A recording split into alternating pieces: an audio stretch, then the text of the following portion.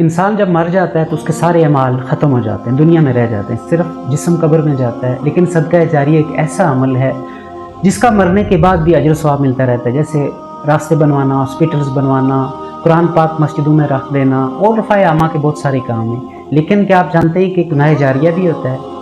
میرے پاس کوئی ولگر ڈرامے کا، مووی کا یا گانے کا کلپ آ گیا، میں نے بغیر سوچے سمجھے اپنی آنکھیں ٹھنڈی کر کے آگے شیئر کر دیا. ولگر چیزیں سیکنڈوں میں وائرل ہوتی ہیں، لاکھوں کروڑوں لوگوں تک وہ پہنچ گیا، آگے پتہ نہیں کتنے کو اس کو شیئر کرتے رہیں گے. اب وہ جو ان کا گناہ ہے وہ مرنے کے بعد میرے گلے پڑے گا.